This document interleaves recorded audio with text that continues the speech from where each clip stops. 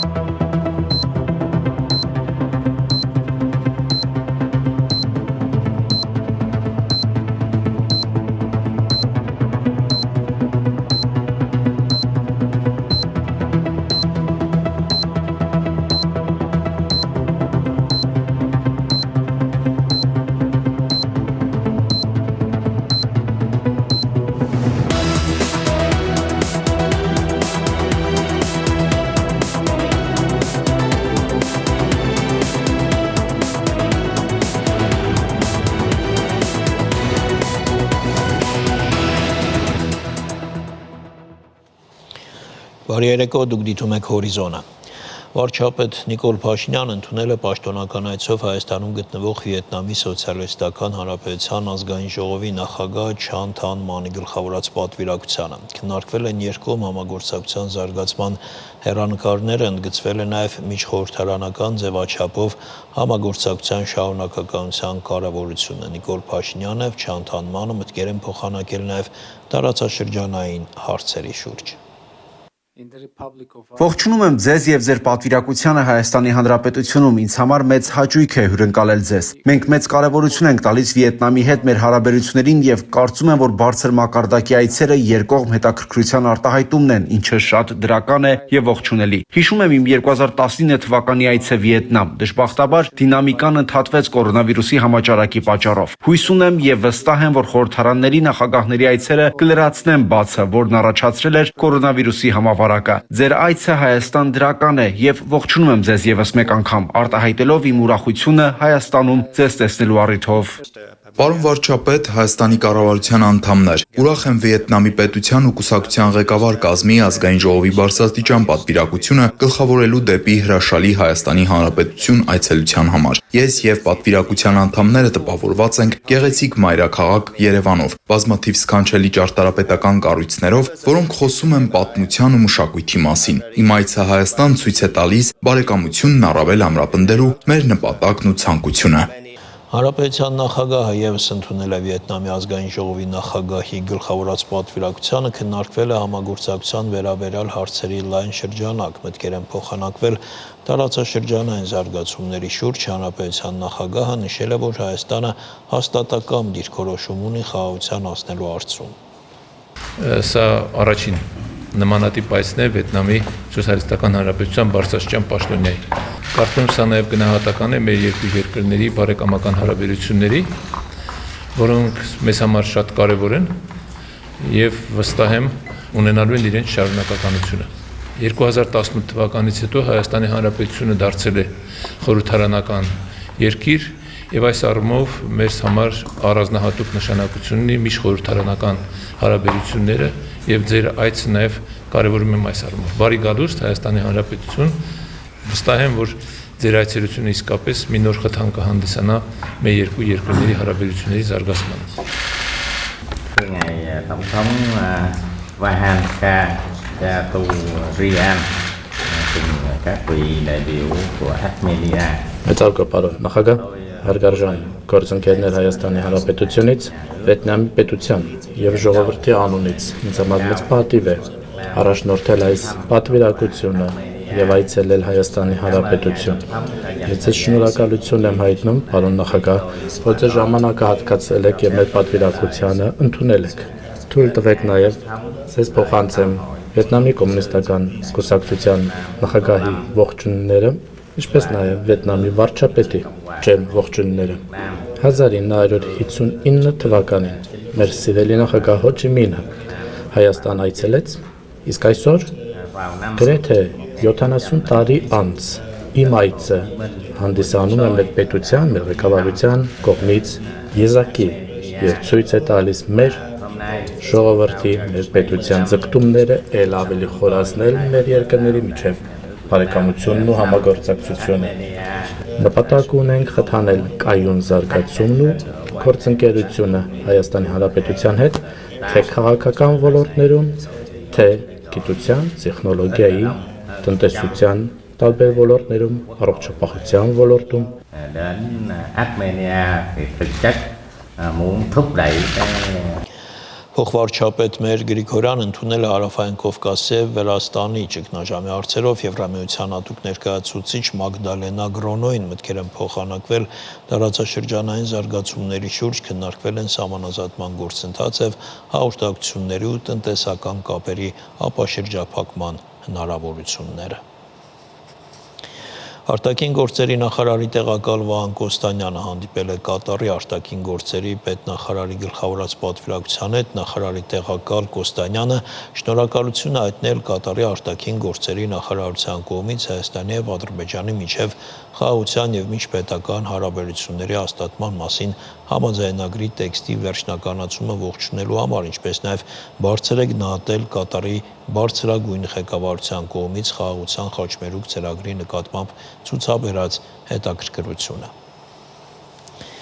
Հայաստան-Իրան հազարամյա հարևանություն խորագրով հանրային համաժողովին երկու երկրների առաջատար փորձագետները քննարկել են հայ-իրանական պատմական կապերը։ Քաղաքագետների համոզմամբ այս համաժողովը կարող է լինել շարունակական և նպաստել երկու երկրների միջև հարաբերությունների խորացմանը։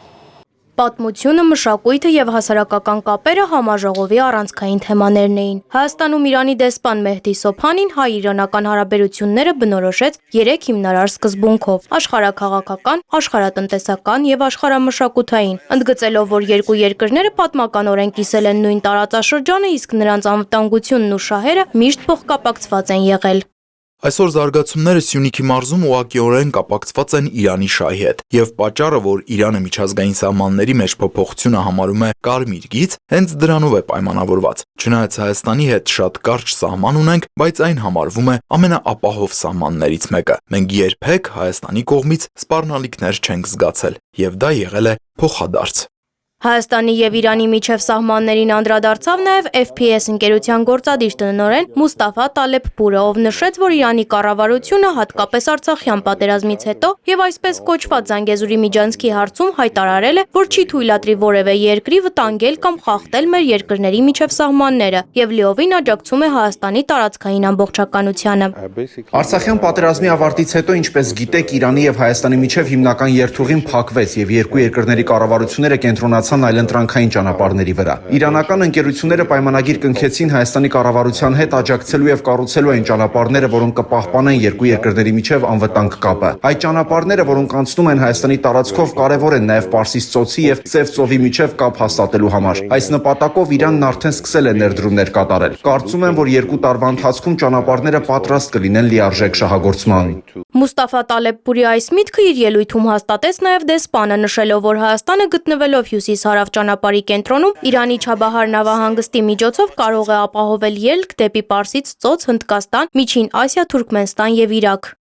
Հայաստանը կարող է Իրանը ԵԱՏՄ շուկաներ միացնելու հարցում ունենալ լուրջ դերակատարություն։ Մենք Հայաստանը չենք դիտարկում որպես 3 միլիոնանոց շուկա, այլ որպես ԵԱՏՄ 200 միլիոնանոց շուկա մուտք գործելու միջոց։ Մեհդի Սոփանին նշեց նաև, որ պատրաստ են խորացնել համագործակցությունը Հայաստանի հետ էներգետիկայի ոլորտում։ Նա հիշեցրեց գազ էլեկտրաէներգիայի դիմաց փոխհամագործակցության մասին եւ հավելեց, որ Իրանը մտածում է Հայաստանից էլեկտրաէներգիայի ներկրման եւ Հայաստան գազի արտահանման ծավալների ավելացման մասին։ Վերադառնալով միջոցառման կարևորությանը, քաղաքագետ Սուրեն Պետրոսյանը նշեց, որ այսօր մենք հարևան երկրի հետ ունենք համընկնող ռազմավարական շահեր եւ պետք է ձեռնարկենք քայլեր երկուստեք պայմանավորվածություններ ձեռք բերելու համար։ Իսկ այդ գործընթացները չեն լինում մեկ օրվա ընթացքում, այլ ժամանակ եւ ներուժ են պահանջում։ Մենք որպես այդպեսին ավելի լայն շրջանակով ոչ թե մասնագետների առումով չենք ճանաչում Իրանը, կա ճանաչողության ճգնաժամ։ Սա լրջագույն խնդիր է եւ այս համաժողով կասեմ կամ միջոցառում կասեմ, որը գիտամշակութային է, առաջին հերթին հենց ուղղված է ոչ միայն կապերի զարգացմանը, այլ նաև այս ոլորտների հնարավորինս ակտիվացմանը։ Անվտանգային, քաղաքական, տնտեսական ոլորտներից բացի ֆորումի ընթացքում կարևորվեց նաև մշակույթի ոլորտը։ Ըստ Իրանի եւ ԱՊՀ երկրների փոխգործակցության ոլորտի մշակութային գործիչ եւ հետազոտող Փաշա Կազեմի Ջատի այժմ մշակույթի ոլորտում Հայաստանի հետ հարաբերությունների մակարդակը բավարար չէ, քանի որ մեր ժողովուրդները դարեր շարունակ շատ ավելի սերտ կապեր են ունեցել։ Իրանի եւ Հայաստանի միջև դարերի ընթացքում տարբեր ոլորտներում եղել են համագործակցություններ։ Մենք պետք է փորձենք զարգացնել այս հարաբերությունները, դրական ուղղությամբ օգտագործենք ողջ ներուժը եւ հուսով ենք, որ ապագայում կկարողանանք դա անել եւ հաջողության կհասնենք։ Մատենադարանի արևելագիտության բաժնի վարիչ Քրիստինե Կոստիկյանի համոզմունքով անկեղծ զրույցների միջոցով կարող են ստեղծվել կապեր իրանցի եւ հայ հետազոտողների միջև։ Նա հավելեց, որ դարեր շարունակ կողք կողքի ապրող Իրանի եւ Հայաստանի մշակույթների միջև զուգահեռ անցկացնելու դեպքում կարելի է գտնել բազմաթիվ նմանություններ։ Այսօրվա միջոցառումը կարծում եմ կարևոր է նրանով, որ մի տեսակ ամփոփ կներկայացնի մեր անցած ուղին, բնականաբար ամփոփելով անցյալը կարող ենք առաջ նայել եւ տեսնել, որ ունենք անելիքներ եւ հնարավոր զարգացման հեռանկարներ։ Ներկաները փաստեցին, որ սա կարևոր հարթակ է, որը հնարավորություն է տալիս կրկին ճանաչելու հարևան երկրի տարբեր ոլորտների ներկայացուցիչներին։ Իսկ կապերի ամրապնդումը կարող է թույլ տալ ավելի խորը հասկանալ միմյանց մշակույթը, պատմությունը եւ ներկա դրանով իսկ խորացնելով համագործակցությունը երկու երկրների միջև։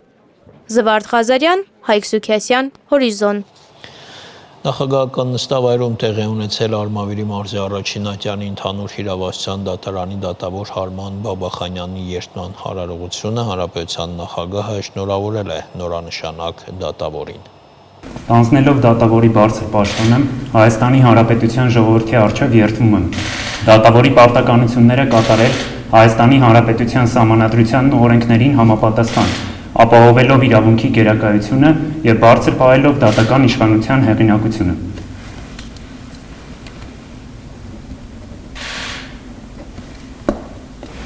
Շնորհավորում ենք ձեզ դատավորի բարձր պաշտոնը ստանալու կապակցությամբ եւ հույս ենք, որ ձեր աշխատանքով բարձր կպահեք դատավորի հեղինակությունը։ Միաժամանակ կառաջնորդվեք սահմանադրությամբ եւ Հայաստանի Հանրապետության օրենսդրությամբ։ Շնորհավորում ենք։ Երեք երեկոյան տեղի ունեցել քաղաքացիական պայմանագիր կուսակցության նախաձեռնող խմբի նիստ, որը վարել է Փաշինյանը, քննարկվել է քաղաքացիների առաջարկների հիման վրա իրական Հայաստանի գաղափարախոսության շուրջ կատարվող աշխատանքների ընթացքը։ Հավաքան ու արտահերթ ընտրություններից հետո Գյումրիում ստեղծված իրավիճակը կարծես թե հանգուցալուծվում է տևական ժամանակ լռություն պահպանած մեր քաղաքը դաշինքի քաղաքապետի տեխնացու Մարտուն Գրիգորյան այսօր կայացրել է իր որոշումը։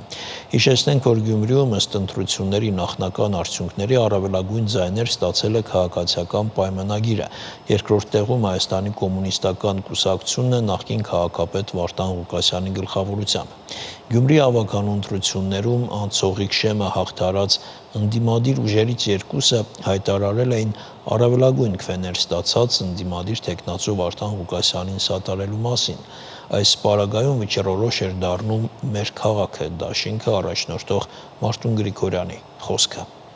Այսօր ես կայացրել եմ իմ որոշումը, որն իմ քաղաքական անցած ճանապարհի ամենաբարդագույն ու ծանր որոշումն է եղել, որի մասին շատ երկար եմ մտածել ու մեծ դժվարությամբ եմ եկել դրան։ Քարոզարշավի ընթացքում ես բացահայտ ասել եմ եւ միակն եմ եղել, որ խոսել եմ ինչ է լինելու ընտրություններից հետո, եթե քաղաքապետ ընտրվի Վարդան Ղուկասյանը։ Մնում եմ նույն համոզմունքին, որ նա ամենախոցելի տեխնացուն է քրեական գործերով պայմանավորված։ Թե ինչ կլինի հետո ու ինչպես կվարվեն տվյալ մարդու հետ, լավ հիշեք այսօրը։ Գյումրին կտանեն Վանաձորի ճանապարհով, թե ոչ, տա Աստված, որ սխալվասին եմ։ Այս վտանգների մասին այս ընթացքում ուղիղ կամ իջնորդավորված խոսել եմ, հատուկ զգուշացրել եմ մյուս տեխնացուներին, մասնավորաբար Ռուբեն Մխիթարյանին ու Կարեն Սիմոնյանին։ Այս երկու թիմերը շատ լավ գիտենալով այս մասին անհասկանալի շտապողականությամբ հայտարարեցին իրենց քայլերի եւ տվյալ տեխնացուին սատարելու մասին, որով անհնարին դարձրեցին քննարկելու այլընտրանքային քիչ խոցելի տարբերակ գտնելու ճանապարհը։ Իմ դիրքորոշմամբ օրինակ Ռուբենին կամ Կարենին կարող էին խնդրել քաղաքապետ 4 տեխնացուներից համատեղ քննարկման եւ համագործակցության արդյունքում։ Եվ սա կդառնար ամբողջական իշխանական համակարգի փլուզման իրական մեկնարկը։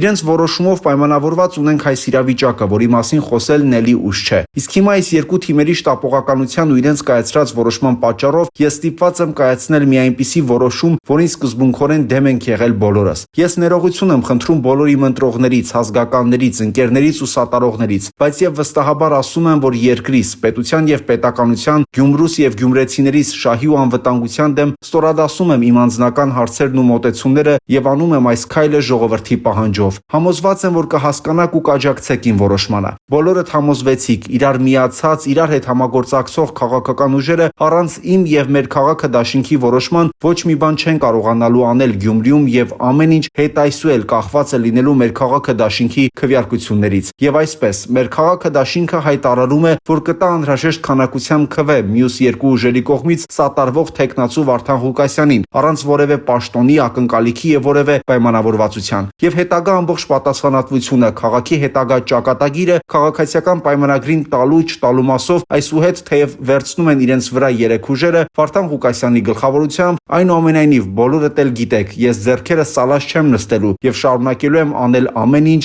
որ քաղաքացիական պայմանագիրը Գյումրիում քաղաքապետ չունենա։ Այսօր Բաքվի ռազմական դատարանում շարունակվել է 15 հայ ռազմագերիների, Արցախի նախկին ռազմաքաղաքական ղեկավարության եւ գերեվարված մյուս անձանց դեմ շինծու գործերով դատավարությունը։ 3 դատական նիստում դատախազի հարցերին պատասխանել է Արցախի ազգային ժողովի նախագահ Դավիթ Իշխանյանը։ Հիշեցնենք, որ Արցախի ռազմաքաղաքական ղեկավարությունը Բաքուն մեղադրում է ահաբեկչության, ռազմական հանցագործությունների, ցեղասպանության եւ այլ հանցանքների համար։ Հորիզոնի այս թողարկումը ավարտվեց, կվերադառնանք մի քանի րոպեից։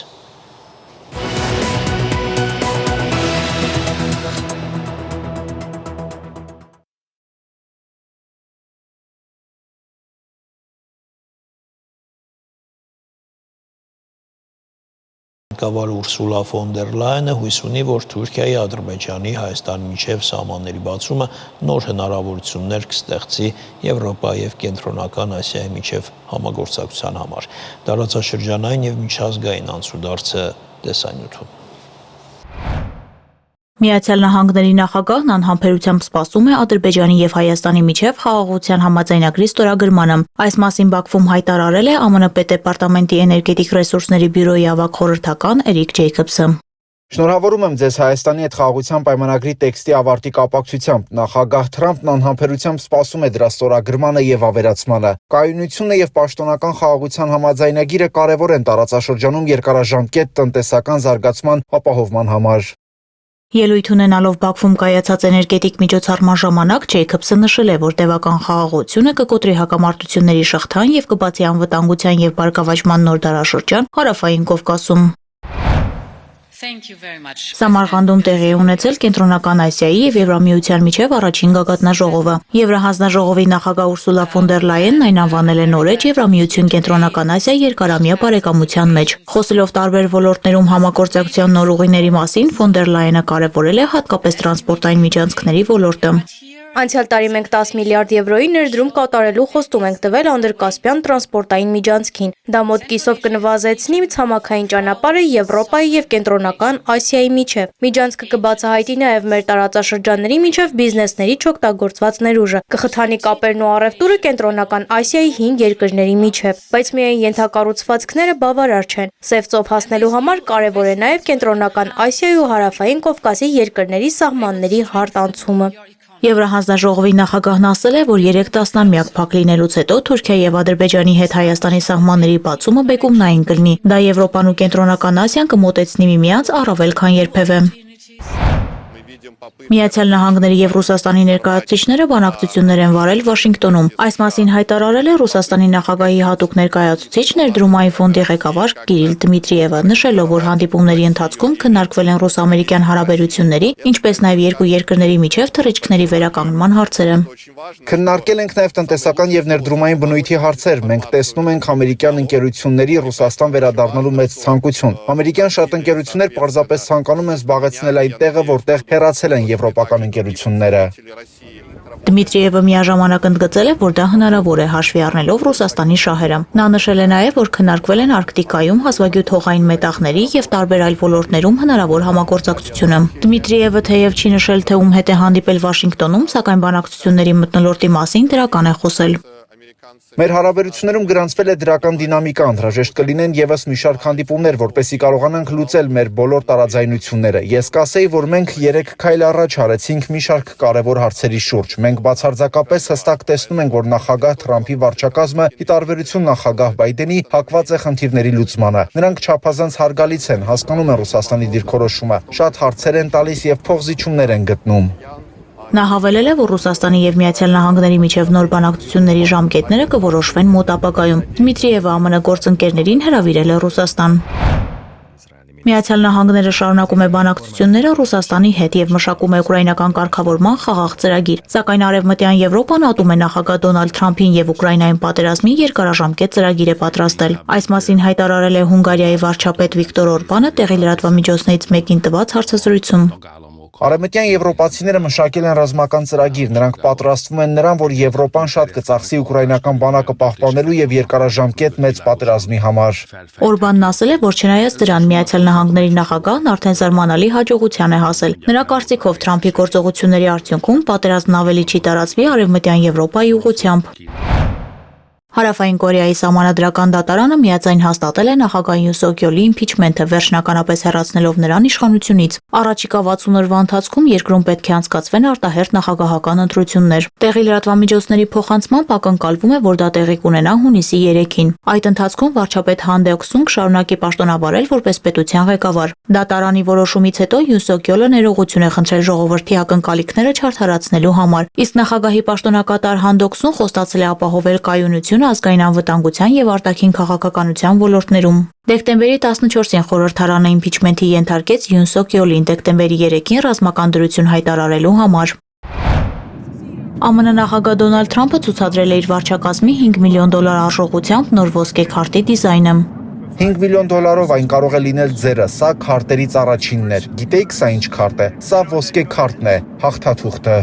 Սպիտակ տան առաջնորդը դեռ փետրվարին էր հայտարարել ոսկե քարտերի մասին։ Դրանք իրավունք կտան հարուստ օտարերկրացիներին ապրել եւ աշխատել նահանգներում։ Թրամփը չի թաքցրել, որ այս կերպ փորձում է լրացնել բյուջեի դեֆիցիտը։ Անահիտ Հակոբյան, Հորիզոն։ Բուժաշխատողների էթիկայի հանձնաժողովը ամփոփել է կատարված աշխատանքները, քանի բուժաշխատող է ենթարկվել պատասխանատվության։ Հանձնաժողովի նախագահ այսօր թեմայի շուրջ հասուլիս էր հրավիրել։ 2024-ի ապրիլից բուժաշխատողների էթիկայի հանձնաժողովը գործնականում սկսեց ընդունել դիմումներ։ Շուրջ 1 տարի անց արդյունքներն ամփոփելիս հանձնաժողովի նախագահ Իզաբել Աբգարյանը նշում է, որ ունեցել են առնվազն 10 վարույթ, բազմաթիվ դիմումներ, հարցումներ։ Շատ դեպքերում պարզապես մենք ուղղորդել ենք այլ մարմինների, որովհետև դիմումները մեր քննության ենթակա չեն եղել։ Իսկ վարույթների քննության արդյունքում ունենք նաև պատասխանատվության ենթարկված բուժաշխատողներ։ 10 վարույթների արդյունքում 5 բուժաշխատողի մոտ չի հաստատվել մասնագիտական էթիկայի խախտումների փաստը, 5-ի մոտ հաստատվել է, եւ այս դեպքում հանձնաժողովը առողջապահության նախարարության միջոցով տվյալներն ուղարկել է այդ բուժհաստատությունների տնօրինություն, որպեսզի աշխատանքային օրենսդրությամբ սահմանված կարգով կիրառվեն կարգապահական պատասխանատվության միջոցներ։ Բոլորին էլ մեր հանձնաժողովի նպատակը չի որևէ կոնկրետ բուժաշխատողի պարտադիր պատասխանատվության կանչելու եւ բոլորովին այդ նպատակը էթիկայի հանձնաժողովներ աշխարհում ընդհանրապես չունեն։ Սա մեր գործի ընդամենը վերջի, թերևս ամենացավալի մասն է, բայց հիմնական մասը վերաբերում է նրան, որպեսզի մեկ գործի քննության արդյունքում վարքագիծ փոխվի առնվազն տվյալ բուժհաստատությունում։ Հանձնաժողովը Աբգարյանի վստահեցմամբ պարզապես չի ֆիքսում խախտման առկայություն կամ բացակայություն, այլ գնահատականներ ներկայացնելիս մանրամասն բացատրում է, թե ինչու է կայանում խախտման բուն էությունը, եւ հանձնաժողովի համար դա է առանցքայինը, որպեսզի բուժհաստատություններում անհատական գործերի միջոցով գնալ համընդհանուր վարքագծային փոփոխությունների։ Իզաբել Աբգարյանը նաեւ վարույթների օրինակներից խոսեց։ Հիմնական մասը դա պացիենտի արժանապատվության մասով է, մարդու արժանապատվությունը, ինչը սկզբունքորեն տարբերություններ կան, որտեղ պարցենտի կարգավիճակում արժանապատվության բաղադրիչները տարբեր են ըստ տարբեր միջազգային փաստաթղթերի մոտեցումների։ Մենք ունենք ընտանիքի անդամին վիրավորելու դեպքերի հետ կապված դիմումներ, սրանք էլ են շատ հանդիպում, պացիենտի վարքի մասին բուժաշխատողի դատողությունների կատարման դեպքեր, որոնք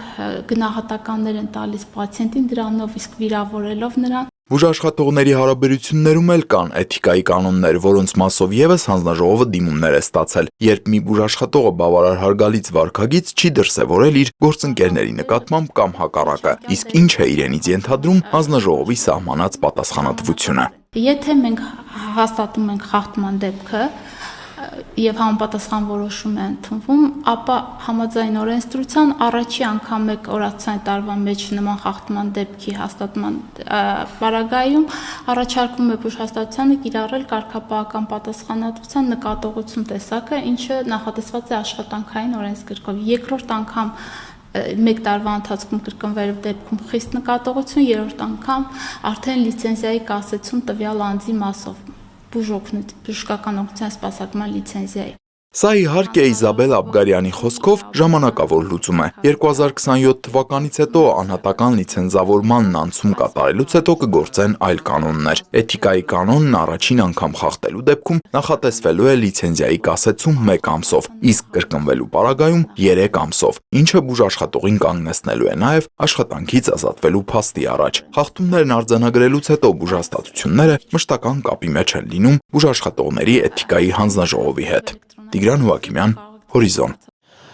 Անցած գիշեր ժամը 4:19-ին Ադրբեջանի տարածքում Կապան քաղաքից 16 կիլոմետր հյուսիս-արևելք 3.1 մագնիտուդով երկրաշարժ է գրանցվել։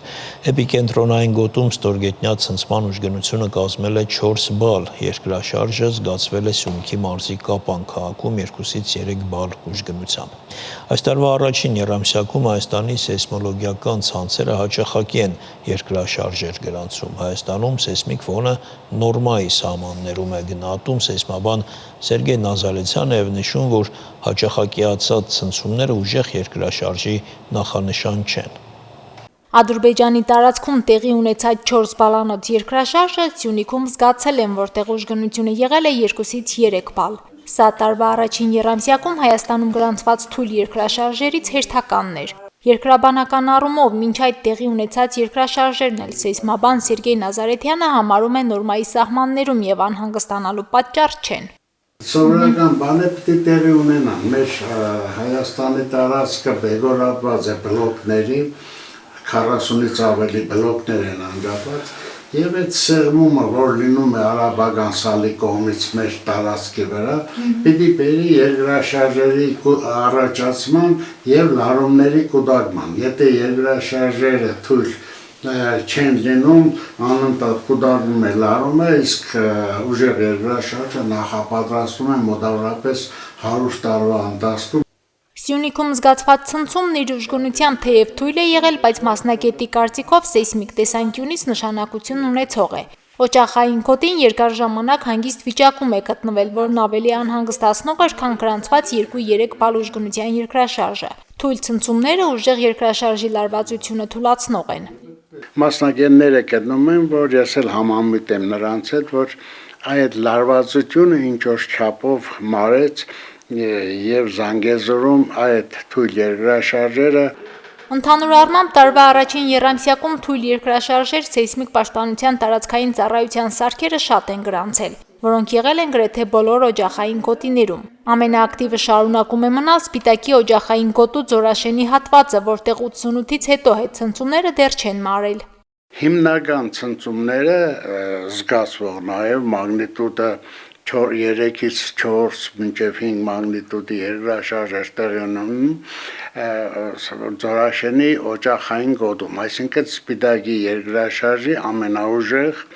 ցնցման եւ ամենախորը ցնցման գոտում։ Իմ կարծիքը որպես մասնագետ է, որ դեռևս տասնյակ տարիներ այդ ցնցումները, հետցնցումները կշարունակվեն, առ այսօր գրանցվել է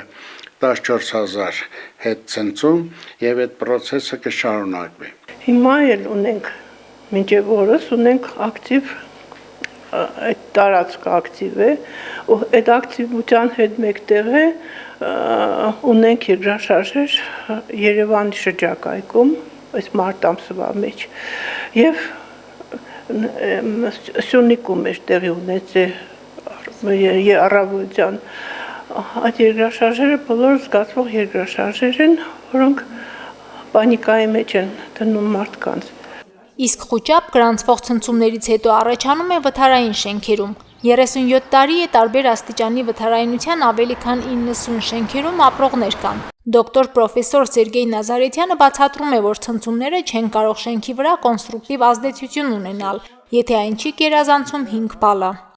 Ընդհանրապես մեր սեյսմիկ նորմերով Հայաստանի եւ աշխարհի երկրաշարժը շենքի վրա թողնում է հետևանքներ, եթե 6 բալ է կամ ավելի ուժգնությունը։ 5 բալանոց թույլ ցնցումները չեն կարող շենքի կոնստրուկցիաների վրա ազդել։ Բայց կա մի բայց, որն է այդ բայցը, եթե շենքը այնքան է խալխլվել, որ հասել է փլուզման եզրին, երկրաշարժը չլինի, կքանդվի, եթե թույլ երկրաշարժը կարող է քարեր թափվի կամ չգիտեմ ինչ որ մի բան լինի։ Սեյսմաբանը միաժամանակ նշում է, թեև գիտականորեն դեռ ապացուցված չէ, բայց տեսակետ կա, ինչքան շատ են թույլ ցնցումները, այնքան սպասվող ուժեղ երկրաշարժերի հավանականությունը փոքրանում է։ Հայաստանում սեյսմիկ ֆոնի ակտիվությունը պահպանվում է, իսկ տեղեկատվական դաշտն այնքան բաց է, որ գրանցված ցանկացած թույլ ցնցում մեծ հնչեղություն է ստանում։ Միայն մարտ ամսին գրանցվել է 303 ցնցում։ Մարինե Տերբինյան, Արտյոմ Խաչատրյան, Հորիզոն։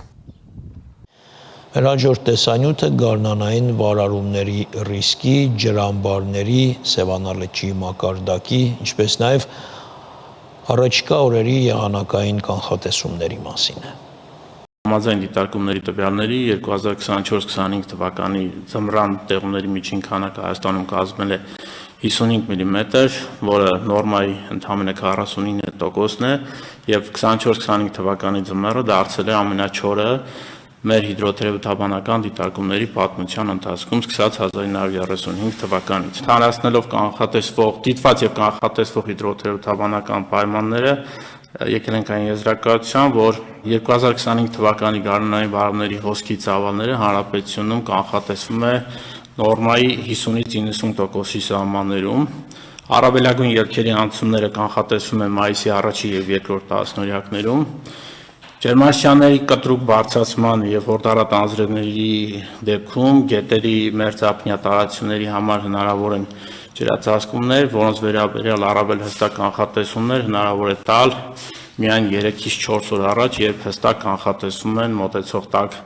օդային ալիքները եւ ինտենսիվ անձրևները։ 2025 թվականի ապրիլի 1-ից հուլիսի 1 ընկած ժամանակահատվածում կանխատեսվում է Սևանալեչի մակարդակի բարձրացում 24-ից 29 սանտիմետր։ Նշեմ, որ այդ ցուցանիշը մոտ 13 սանտիմետրով ցածր է անցյալ տարվա նույն ժամանակահատվածի բարձրացման ցուցանիշից։ Դիտարկվող 5 խոշոր ջրամբարների առավելագույն լցվածությունը կանխատեսվում է Ախուրյանի ջրամբարում 100% լցվածություն, Արփիլի ջրամբարում 55-ից 60% լցվածություն, Ապարանի ջրամբարում 45-ից 50, Ազատի ջրամբարում 85-ից 90%, Մարմարքի ջրամբարում 95-ից 100%։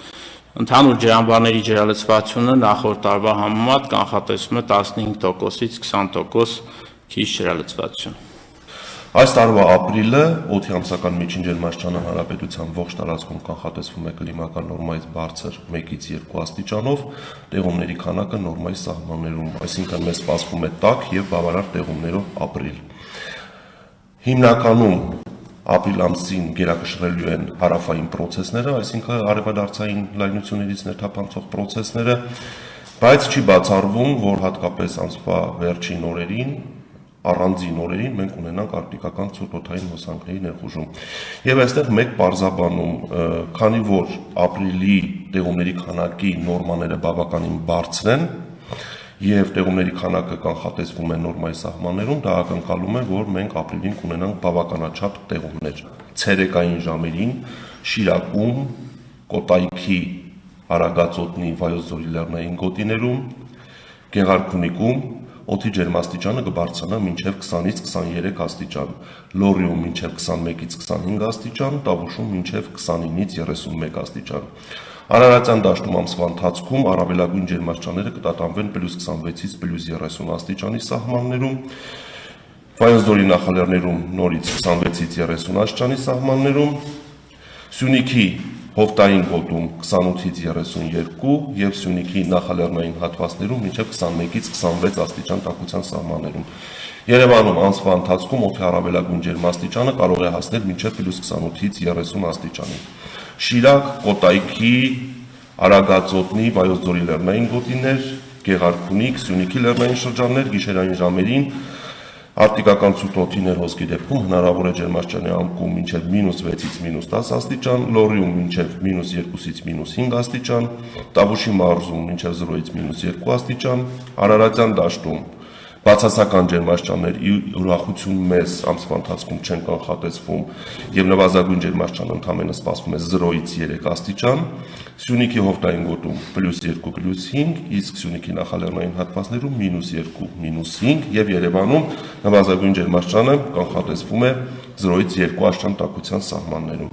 Մինչև ամսի 8-ը ներառյալ լուրջ ցիկլոնների ներթափանցում չեն կանխատեսվում,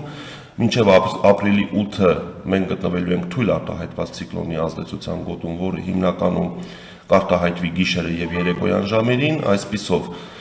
այսօր կարելի է ասել երկրի ողջ տարածքում հիմնականում կգերակշռի առանց ստեղումների եղանակ, 5-ից 8 ընկած ժամանակահատվածում, հատկապես երեկոյան ժամերին եւ գիշերը Հայաստանի առանձին հատվածներում սպասվում են ամպրոպային բնույթի կարճատև անձրևներ, եւ միայն 9-ից ցիկլոնային process-ները կսկսեն զարգանալ, մեր երկիրը կգտնվի միջերկրական ծովի շրջաններից ներթափանցող միջին ուժգնության ցիկլոնի ազդեցության գոտում եւ 9-ից 13 ընկած ժամանակահատվածում արդեն երկրի ողջ տարածքում ժամանակ առ ժամանակ կդիտվեն անձրևներ, առանձին հատվածներում ամպրոպներ։ Օդի ջերմաստիճանի անկում առաջիկա 10 օրերին հանրապետության տարածքում առանձնապես չի կանխատեսվում, որը շատ ուրախալի է, որովհետեւ օր-օրի փոքրանում է ծրտահարության ռիսկը հանրապետության նախալեռնային եւ հովտային գոտիներում եւ այս պահի վերլուծությունների արդյունքում այս պահի գնահատմամբ կարծում ենք, որ հանրապետության հովտային եւ նախալեռնային հատվածներում այս տարի ծրտահարության դեպքեր ի ուրախություն մեզ չենք ունենալու։ Հորիզոնում այսօր այսքանը, բարի գիշեր։